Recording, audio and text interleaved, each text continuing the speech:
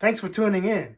This is CJNL World, bringing you the news not just within our reality, but in that of mankind's fictional multiverse. I'm your host, JG Traveler. Today, we're going to be reviewing Arcane Season 2, Act 1. Be careful for spoilers because there will be some. And after that explosive Season 1 ending, well, you know. Fake and lame. Anyway, let's get started.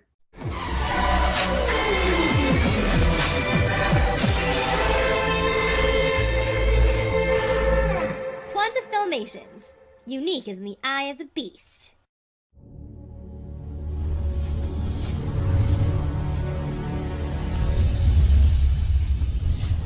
The Dynasty.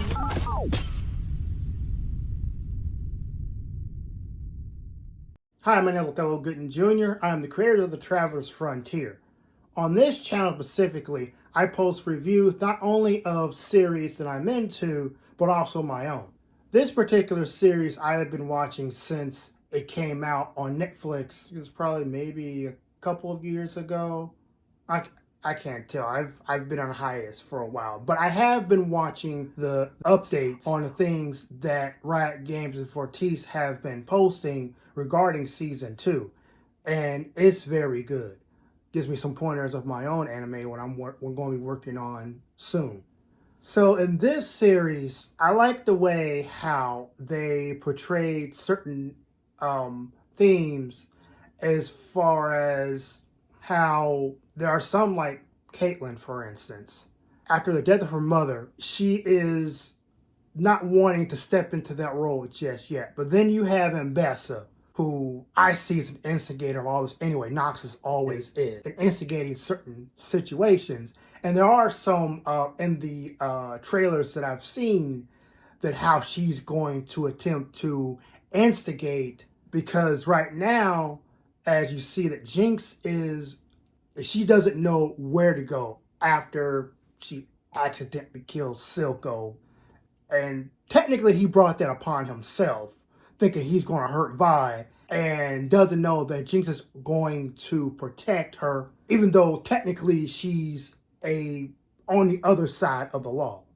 And I'm going to get to that in a moment. Caitlyn, who's given the Kierman key, and she uses that to her advantage to sniff out those still loyal to Silco, because as you see, this is the Kim Barons that did exist, and now since Silco is dead, they're all fighting over the lanes. And so that situation there has me thinking of what happened with different leaders in history, like Genghis Khan and Alexander the Great. They died.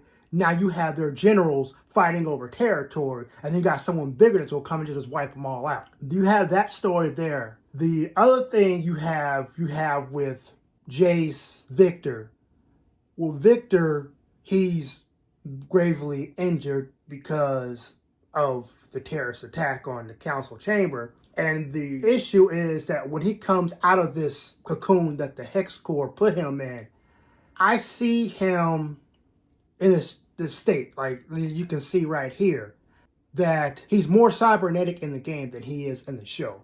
He wants Hextech to be a force for good. And then you have Jace, who made this promise to him.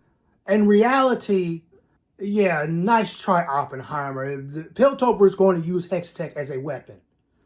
And I do believe that Jinx's Super Megadeth rocket is Hextech. You're seeing that Piltover, now that's going to be under the reigns of Caitlyn, technically the House of Kierman, and I see Mbessa instigating this. But there is a bigger force who I think is behind her maneuvering things like this. And I'm going to get to that in a moment. So Piltover is going to make a bid to make Hextech a weapon to fight the Chemtech of Zon. The one thing that I also want to get back to is with Jinx. You have this little girl named Isha. Some dudes after her. She probably sold some, but whatever. The enforcers do whatever they want in Zon without impunity. This girl is like following her around, and you're thinking, okay, so Jinx is by herself. Where's this little girl gonna play in? And now they show this scene, and I'm like, okay, so Jinx has herself a bodyguard. And it's a nice touch, but how does Jinx react to this little girl? It's like, don't you find it kind of annoying? You got this little girl, you think you're a loner, but you save somebody and they repay you by protecting you and from the shadows. The next thing is the story of Jace, Heimerdinger, and Echo. Echo, I've seen him. I was thinking like they were going to go with improving his zero drive, his time travel technology, but I haven't seen it yet. He'd only used that like he was a beast when he used it against Jinx in season 1. But is he going to use it again in season 2? I don't know. And the nice thing is that Heimerdinger refers to Echo as his second pupil behind Jace. And I was thinking like maybe there's going to be some rivalry between them because, you know, Jace was first and Echo was second. And I didn't really get that, but I see the irritation with Echo because of what Piltover did with the Hex Gates.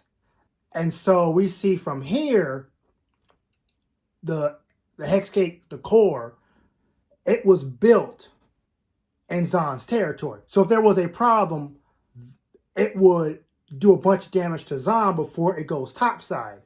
Echo has a problem with that because he's the one that is providing sanctuary and housing around this tree that they use for like food and other types of things. It's probably not the only tree, but if it is, you know, that's pretty sad that Zahn is that bad down there that it's kind of like some places around the world where there isn't really clean food or water. And Zahn is just like that. And now you see that this Hex Tech has poisoned the food supply. And Echo's now seeing that. And so now the choice is, what are you going to do now? You have this poisoning. Are you going to stop using the technology and find an alternative? Or are you going to keep on letting it destroy Zahn?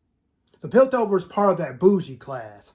And Zahn is the poor, the homeless and whatnot. And if this poisoning of Zahn's food supply and water as well, because of their overuse of Hex Tech, Piltover could care less. And because they're harboring a fugitive, a terrorist, Jinx, what more to make them give her up if they're all starving and Piltover can help, but they're not? Which leads me to Mbessa's role in motivating Jinx to be this symbol that Zahn needs. Because we all know in the video game, Jinx is just that. She's the crazy lady of Runeterra. So I see where this is going. Mbessa is probably being pulled to do this by the Black Rose. From the video game lore, LeBlanc, an immortal, also known as Faceless One, is the one who started that. And there are other people that are in the Black Rose, and I see them as a secret society. There's plenty of them in reality. But in Runeterra, I like the angle that they have with this shadow government organization that's pulling the strings of even powerful figures in the Runeterra world. And reading the lore, even though it's not really necessary, it's good to know the scope in some things that have been created. They are primarily, even though they're primarily based in Noxus, they've been existing before Noxus was even a kingdom, like back when they were tribes. And you see that when Noxus became a kingdom, they're pulling the strings and controlling all these politicians and kings, and those who don't get in line, they get assassinated. And you have Mbessa thinking, I'm thinking like, they haven't really explained that yet, but I'm thinking she was running from the Black Rose, from Noxus to Piltover, and doing certain things and plotting her revenge on Black Rose for someone I'm thinking was killed by the Black Rose, either in retaliation to something that she did, and because the person that was sent after Mbessa said that she stole something. So was there retaliation of her stealing something, killing her son. And now you have someone else on the council they're going to use as bait to make Mbessa bow to their demands. And I see that demand is sparking this war between Zahn and Piltover. Because they don't have a stake in Piltover just yet. Yet the messenger said that Piltover is not out of their grasp. So if they've been watching in the shadows this kinetic war building up between Piltover and Zahn, now they want to see what they can do to something they can profit off of. If they're going to use Mbessa, what are they going to do to her to make her say, you know what, I can't beat him, might as well join him. And I'm thinking they're going to use Mel as a bargaining piece. The correlation that I see between her and Jinx, they're trying to do this grand mission by themselves. You know, Jinx has a little bodyguard now. Still, Isha is just a little girl. What can she do except for keep Vi and Caitlyn off of them? I see Caitlyn is not going to go for Isha using herself as a meat shield. And that's a rift that I'm going to see between Caitlyn and Vi, that Caitlyn is going to become the enforcer that Vi did not want her to be, because it was Enforcer that killed her and Jinx's parents, and probably Isha's too. But you see Vi becoming an Enforcer. First, she had denied it, but because of the threat of her sister, that unfortunately has to change. And it does change. And Vi is going to have to decide, is she going to be for Zahn or is she going to be for Piltover? And the people who play the video game already know Piltover's one of the best enforcers. But I want to see how this drama is going to play out. So I can't wait to see what else they have. But at the end, we also see Warwick's beginning. We saw it teased at the end of season 1. And then you see this big monster that's in chains and sleep. And you see Singed right here. And those of you who've played him in the video game know that's like what he uses. All he does is uses like some kind of poison, chemtrail mist.